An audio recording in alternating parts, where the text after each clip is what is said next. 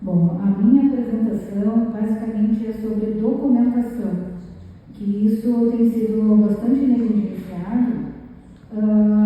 É importante assim, que as autoridades, né, políticas do judiciário tivessem propriedade desses documentos antes de tomarem qualquer decisão, porque eles precisam conhecer a interface entre as novas tecnologias, os assuntos regulatórios, como é a farmacovigilância real no nosso país e os resultados atuais de eficácia e segurança, antes de tomarem qualquer decisão. Então, primeiro de tudo, a definição assim, não são vacinas tradicionais, aquelas do PI que todo mundo conhece. Essa é uma tecnologia nova, emergente. Então, é do grupo das terapias avançadas e são produtos cujo princípio ativo são ácidos nucleicos, que vão entrar na célula, vão modificar o funcionamento da célula. Então, não é o mesmo mecanismo de vacinas tradicionais que a gente está acostumado. Nós estamos na era da nanomedicina. Então, assim, o inoculante do RNA da Pfizer, ele utiliza um invólucro que tem nanopartículas e fora o princípio ativo que são os ácidos nucleicos. Então, não é o mesmo conceito de vacinas tradicionais. A própria Conitec, é a Comissão Nacional que avalia tecnologias novas em saúde. Ela vê se é segura, se é eficaz e o preço. Se for adequado, ela incorpora no SUS. Então, ela faz avaliações, isso que é o material deles, e eles falam sobre terapias avançadas, que é essa nova categoria de medicamentos. E os inoculantes da Pfizer faz parte desse grupo de terapias avançadas do tipo terapia gênica. Aqui a gente tem a classificação. Ali embaixo a Comirnaty, né, BNT162, e o que é? A terapia gênica estimuladora do sistema imunológico. Então, assim, o princípio ativo que é um RNA recombinante, ele é artificial. Então, eles introduziram essa celulidina, que é um elemento que não existe na natureza, e é isso que está sendo inoculado nas pessoas. Muitas não sabem disso. Aqui a resolução da Anvisa é a 505/21, que explica o que são as terapias avançadas. Então, é uma nova modalidade, né, de medicamento. Tem 3 tipos: a terapia celular avançada, engenharia tecidual e terapia gênica. E aí a terapia gênica ali embaixo está descrito que tem que ter um componente ativo que consista em ácido nucleico recombinante, que é o da Pfizer, o RNA mensageiro, que entra na célula, que modifica o seu metabolismo, que tem vistas o resultado terapêutico para tratar alguma coisa. Preventivo seria uma imunização ou diagnóstico. Então, aqui nós temos a definição. Esse aqui ainda é o material da Conitec, que fala sobre a segurança dessas terapias avançadas. Eles falam em preocupação, em efeitos fora do alvo. Então, todo o produto foi programado para ter um efeito, né? Introduzir o RNA mensageiro em tal local e fazer tal efeito. Ele pode ter efeito fora do alvo, uma outra coisa inesperada. E aí não tem como consertar. Né? Então, e fora, tem outra preocupação, é a estimulação intensa do sistema imunológico. Então, a pessoa fica produzindo a proteína spike, que é um pedaço do coronavírus, o sistema imunológico tem que ficar atacando aquilo, e fica tomando 8 doses, produzindo o sistema imunológico atacando. Então, isso está destruindo o sistema imunológico, e é uma das preocupações que a própria Conitec coloca. Aí a gente tem que entender assim, qual foi o histórico de aprovação desse inoculante e que nós hoje estamos nesse ponto.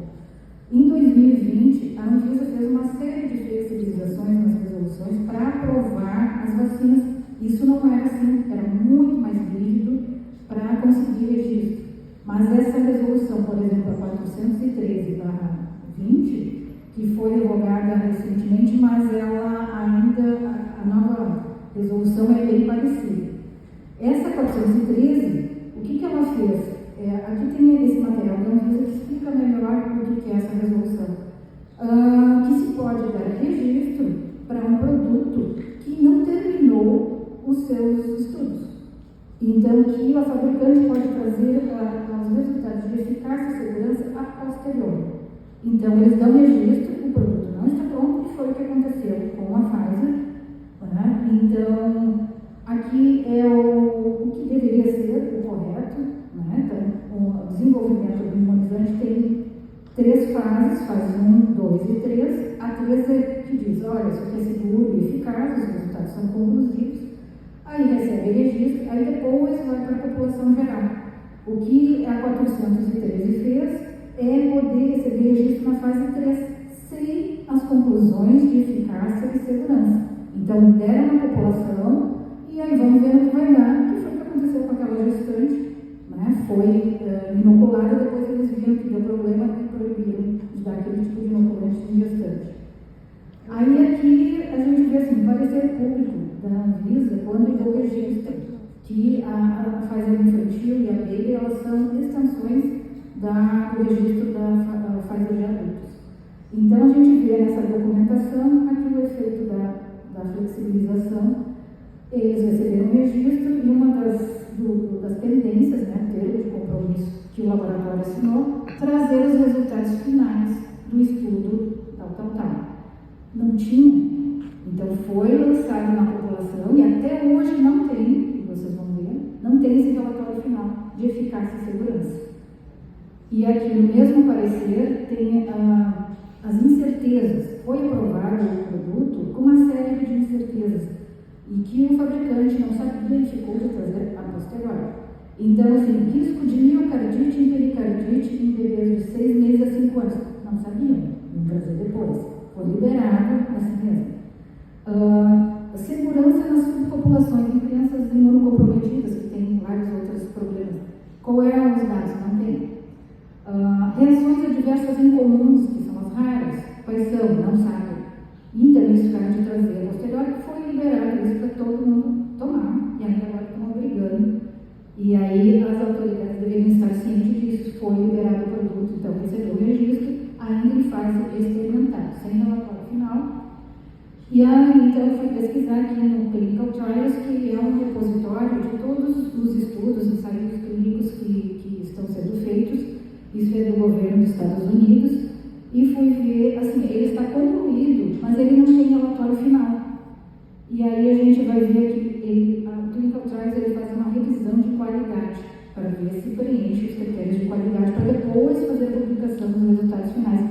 É a segunda vez que a Pfizer entrega esses resultados e ela não passa no controle de qualidade.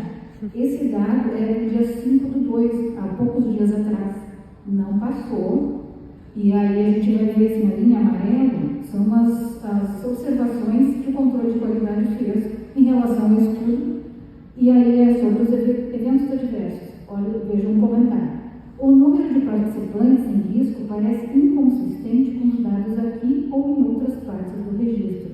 Isso é só uma observação. Quase todos os quadros têm esse tipo de observação. Os dados são inconsistentes e eles não conseguem fechar o relatório.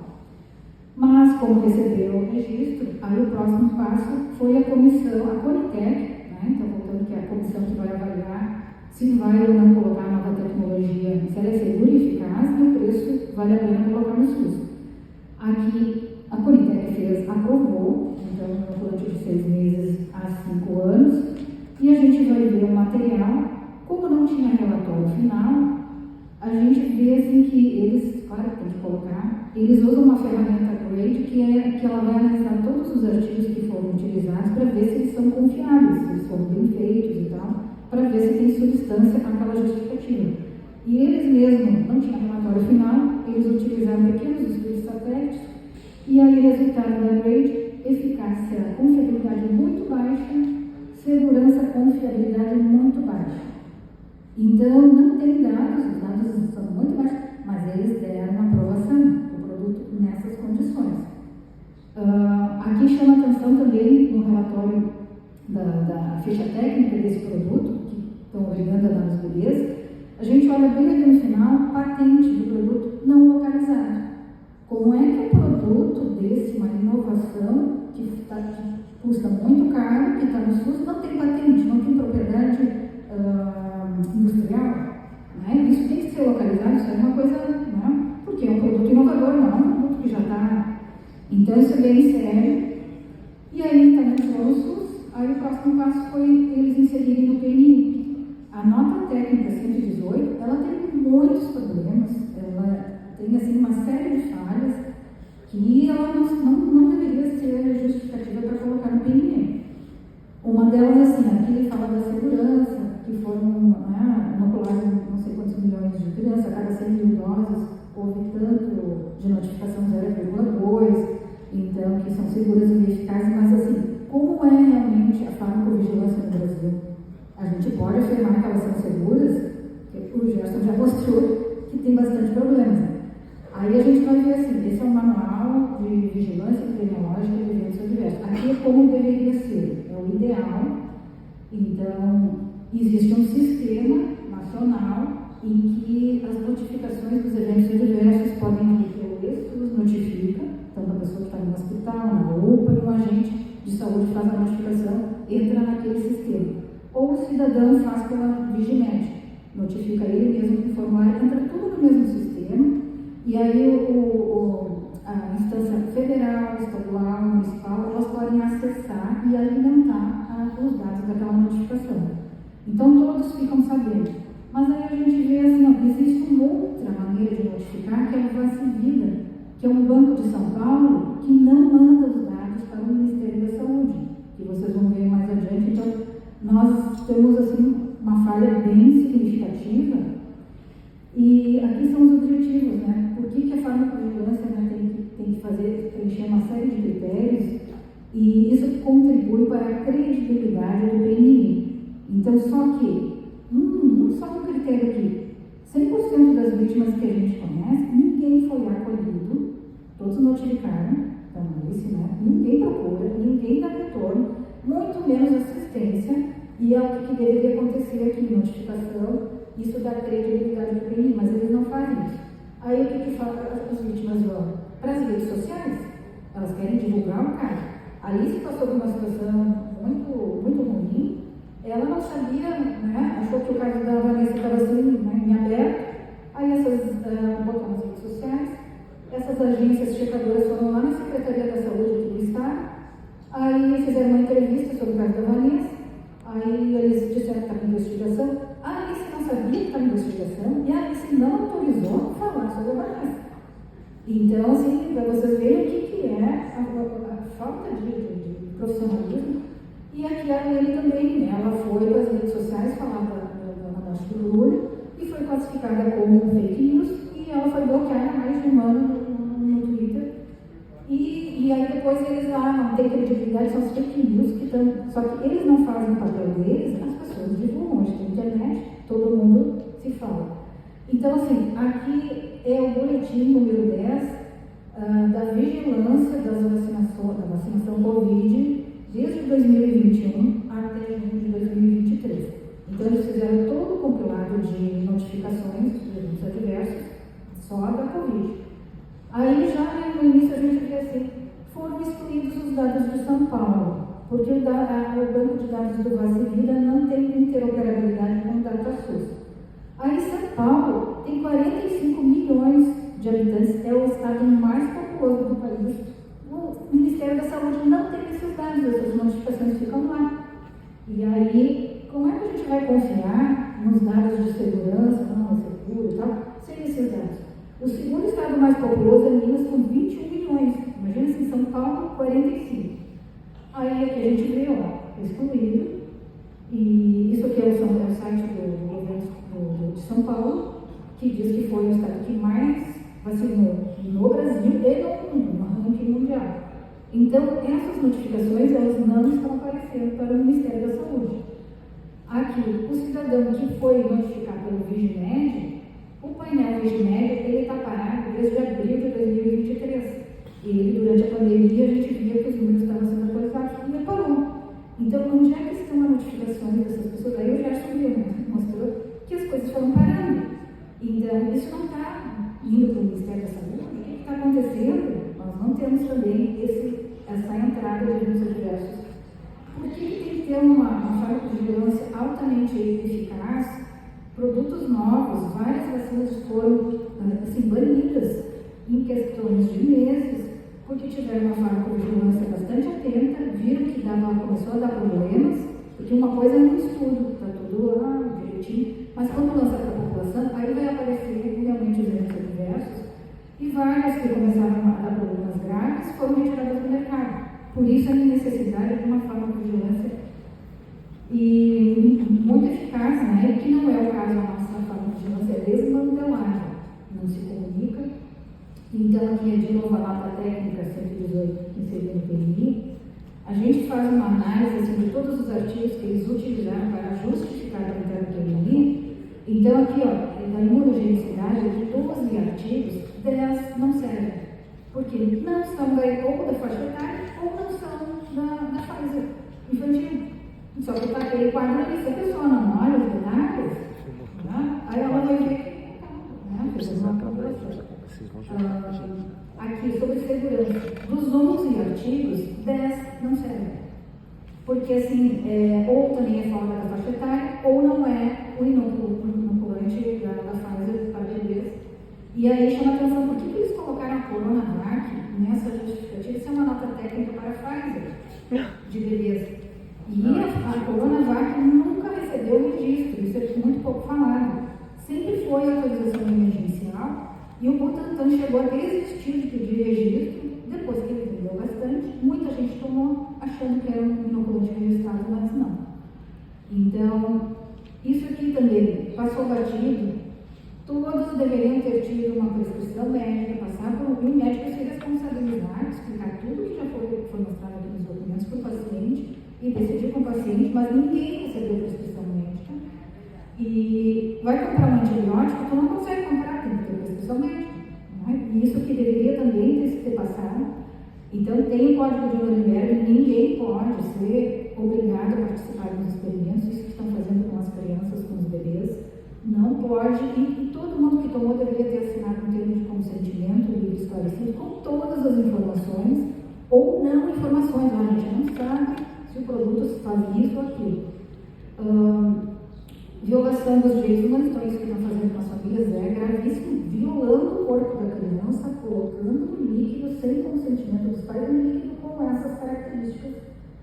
E aí, qual é o pai e mãe que vai ler a bula e vai ficar tranquilo? O produto, não é essa tecnologia. Olha, nós não fizemos estudos de genotoxicidade nem de carcinogenicidade. Olha, isso é um produto novo, eventos adversos imprevisíveis ou desconhecidos podem acontecer. Tá? Só que a família vai ficar tranquila, vai ficar segura em dar isso no seu bebê. Não há justificativa epidemiológica, os casos de Covid, eles assim, hoje virou uma doença, digamos assim, uma gripe, então não tem justificativa para obrigar, antigamente tinha picos, vários, então desde 2023, e mesmo que faça uma atualização, como agora está surgindo a atualização da cepa J1, e só que assim, essa cepa começou em 2023, ela foi predominante em 2024, agora a predominante é a XCC, a KP3 e a J1 tem pouquíssimos. Então, cada vez que vem uma atualização, as cepas já pularam.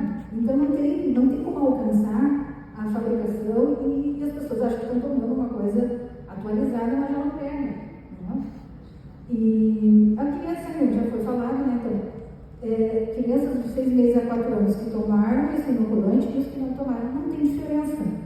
A quantidade de pegar Covid não faz diferença. Tomar ou não tomar só aumenta o risco de quem toma. E agora a gente está vendo a eficácia negativa. Quem toma cada vez mais doses tem mais risco de contrair Covid. Vai piorando o sistema imunológico porque é um mecanismo mesmo, né? Então, e aqui foi o lançamento da Pfizer infantil, essa aqui é a diretora da Anvisa, isso aqui é para 5 a 11 anos. Então, ela avisou assim, as crianças deveriam ficar 20 minutos em observação nos postos de saúde, os pais deveriam procurar atendimento imediato se a criança apresentasse dores repentinas no peito e falta de ar, e que os hospitais e postos de saúde estivessem preparados para lidar com os eventos adversos desconhecidos. Eles já sabem que não tem coisa que eles nem sabem. Então, qual é o pai e a mãe que vai ficar tranquilo ouvindo um pronunciamento desse? E um bebê que está com dor no peito, como é que ele vai comunicar? Vai ficar chorando? Ninguém vai saber? né, que a criança está. Então, assim, esse produto, vocês viram, assim, realmente, assim, não tem condições nem de estar no mercado, nem de estar sendo inoculado, porque ele não tem relatório final, realmente é experimental e ele não consegue fechar o relatório. E os pais, eu acho que eles entendem que vocês têm essas documentações para poder argumentar com as pessoas que ainda dizem que não é mais experimental, foi aprovado pela Anvisa. Sim, quais as condições? Né? Foi aprovado pela Qualitec. Sim, quais são as condições? Agora vocês estão vendo assim, não são seguras. Quais são as condições da farmacovigilância do Brasil? Tudo desmantelado. Não é? Então a pessoa enche a boca para dizer, mas ela não sabe como são esses detalhes. E aqui tem a documentação, depois eu vou deixar com o João um PDF com os links, com os documentos que vocês podem espalhar, usar, né? Porque isso tudo é muito espalhado. Não é assim direitinho, sistematizado, porque é de propósito para a pessoa se perder na burocracia. Mas é isso aí, pessoal.